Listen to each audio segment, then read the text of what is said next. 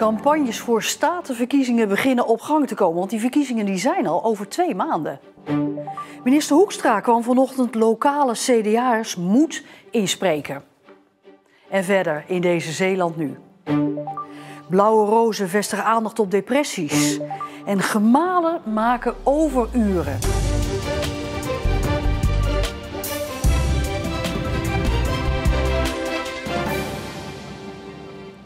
Goedenavond. Wie gaan Zeeland besturen de komende 4 jaar, half maart?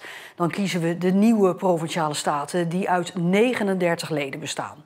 In het kader van die komende verkiezingen was vanochtend CDA-minister Wopke Hoekstra van Buitenlandse Zaken in Zeeland. Niet als minister, maar als partijleider.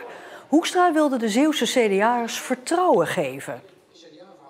We hebben hier een geweldig team. De support voor het CDA is hier over het algemeen ook heel sterk. En ik denk dat mensen gewoon zien dat zijn mensen met kwaliteit, dat zijn mensen met een goed verhaal, met een rechte rug, die het juiste doen voor het land en het juiste doen voor deze geweldige provincie. En u maakt zich geen zorgen? Nee hoor, integendeel. Ja, want het CDA staat er in de peilingen niet echt heel goed voor. Politiek verslaggever Heiko Strietman, was dit nou eigenlijk de aftrap van de campagnes voor de Provinciale Statenverkiezingen? Voor het CDA in ieder geval wel. Hoekstra kwam echt voor die verkiezingen. En hoewel het op de website van de provincie Zeeland nog akelig stil is, zijn de eerste lijsttrekkers al wel bekend. Ze gaan bijvoorbeeld alle gedeputeerden opnieuw voor hun partij de kar trekken. En er zijn ook een aantal opvallende nieuwkomers, een aantal nieuwe gezichten. Bijvoorbeeld bij jaar 21. Oud-consul-generaal Gert Heikoop woont nu na zijn pensioen in Kortgene. Het huis staat vol met souvenirs. Dit zijn de Indiase schaakstukken.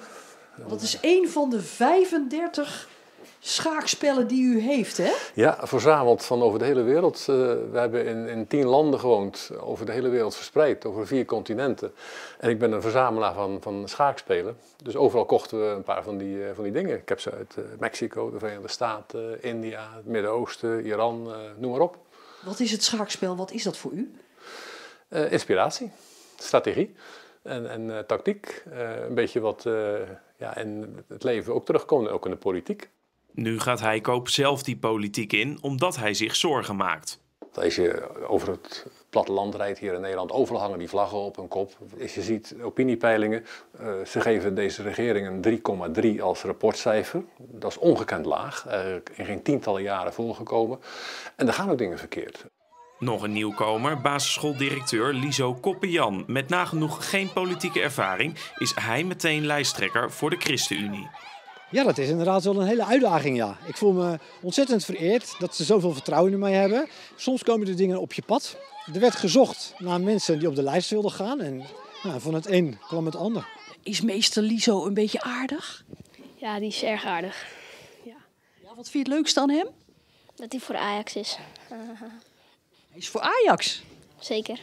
Ja, dat klopt wel. Ja, dat is op de maandagmorgen is dat soms een heel leuk onderwerp. En soms dan hebben we het er liever niet over. Ja, inderdaad, soms is dat helemaal geen leuk onderwerp, Heiko.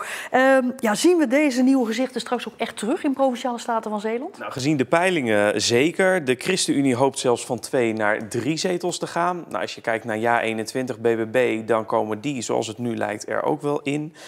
En wat kleinere partijen melden zich inmiddels. Bijvoorbeeld BVNL van Tweede Kamerlid Wiebren Haga.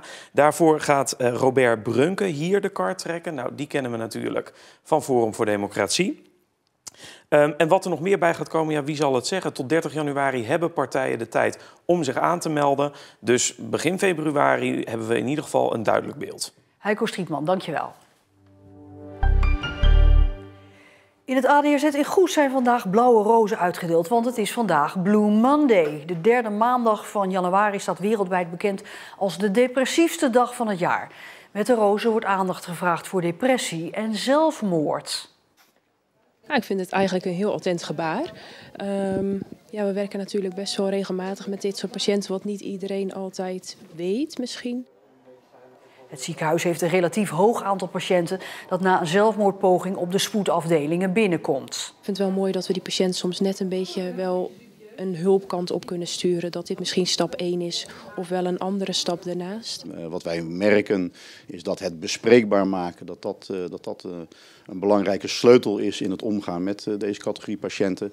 En dat bespreekbaar maken, de mensen de juiste route bieden, dat is waarom we de aandacht aan besteden. Een 26-jarige vrouw uit Oostburg hoeft wat het Openbaar Ministerie betreft niet de gevangenis in. Ze probeerde haar vriend met een klauwhamer te doden, waarna ze zelfmoord had willen plegen. Maar haar vriend wist haar te overmeesteren. De officier van justitie eiste in de rechtbank van Middelburg 1 jaar voorwaardelijke gevangenisstraf met een proeftijd van 3 jaar. Haar inmiddels ex-vriend kwam er met lichte verwondingen vanaf. Hij deed geen aangifte, omdat hij vindt dat de vrouw geen straf, maar hulp moet krijgen voor haar psychische problemen. Deze maand is er al veel meer regen gevallen dan normaal in januari. Overal gemiddeld 90 mm in Zeeland, waar dat rond de 70 mm normaal is. Door de vele regen is het waterschap druk in de weer om al het overtollige water af te voeren. Zo wordt hier bij Bad 1000 kubieke meter water per minuut gespuit. Zeg maar een 30, 35 tankauto's per minuut die je dan loost op de Westerschelde. Hoewel je het niet zou denken met dit weer, was er eind vorige maand nog een neerslagtekort. Eind vorig jaar hadden we in West-Vlaanderen nog een neerslagtekort van 100 mm. Ja, nu is het de zaak dat we natuurlijk zorgen dat het overal beheersbaar blijft. En dat we richting het voorjaar weer redelijk zuinig zijn met het water. En het waterschap verwacht dat tegen het einde van de week al het overtollige regenwater van de afgelopen dagen ook echt is afgevoerd. Zeeland krijgt 5 inloophuizen voor mensen met kanker en voor hun naasten. In Middelburg bestond er alleen en deze week gaan ook inloopcentra in Tholen en in Hulst open. Mensen kunnen er hun hart luchten en vinden er vooral begrip bij lotgenoten. Als je die ziekte krijgt en je wordt ervoor behandeld, en dat is toch een, je doet een jas uit, zeggen ze dan, en soms wel meerdere jassen. Maar je komt in een soort, een soort mentale eenzaamheid. Hans Leduc komt regelmatig in het inloophuis in Middelburg. Hij heeft beenmergkanker, een ziekte die blijvend is. De ontmoetingen met lotgenoten geven hem kracht. Je hebt het er eigenlijk nooit zo over. Je loopt er niet mee te koop. Het is toch altijd zoiets van, doe maar gewoon. Dan doe je gek genoeg. En hier heb je de ruimte en de gelegenheid om van anderen te horen hoe ze ermee omgaan. Medicatie, hoe de behandeling is en wat de ervaringen zijn. Een luisterend oor, een arm om je heen, voorlichting krijgen of de gelegenheid mee te doen met activiteiten. Het kan in de inloophuizen van Stichting Westerlicht. De meerwaarde van deze huizen is juist de ontmoeting in allerlei opzichten. Als je de diagnose kanker krijgt, je komt in een absurde werkelijkheid terecht. Alles wat belangrijk was, is ineens niet meer belangrijk. Dus dat is één aspect. En het andere is dat je in een enorme intimiderende omgeving terechtkomt. Je ligt ineens onder een grote scan met allemaal gezoom en apparaten. De dokters hebben het over moeilijke medicijnen waar je ineens een keuze misschien wel in moet aangeven. Dus dat is, mensen willen een plek hebben waar ze even los zijn. Daar waar de ziekte het middelpunt is. En bij ons is de kwaliteit van leven en de steun het middelpunt. Je hebt een gemeenschappelijke factor die je deelt met elkaar. En dat geeft dan een soort band, een soort herkenning.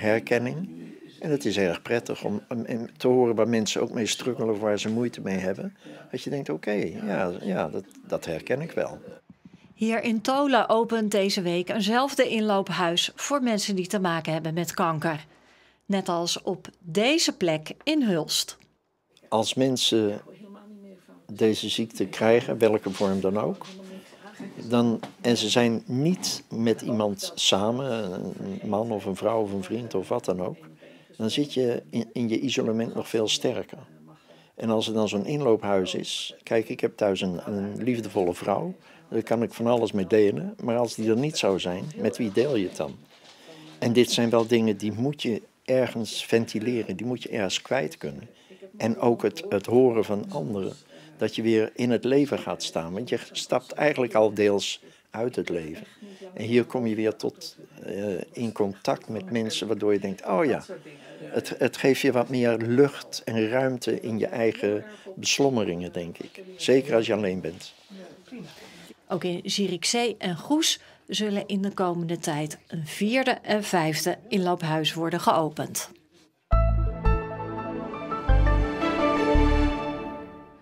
De dag begon droog, maar in de loop van de middag kregen we opnieuw regen. En met 5 graden voelde het waterkoud. Vanavond kunnen we wat natte sneeuw verwachten.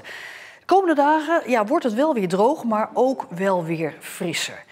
Ja, tot zover deze Zeeland Nu. En nog heel eventjes over Blue Monday, wat het dan vandaag is. Een lachcoach biedt misschien een klein beetje soelaas. Kijk maar op onze site. Nog een fijne avond.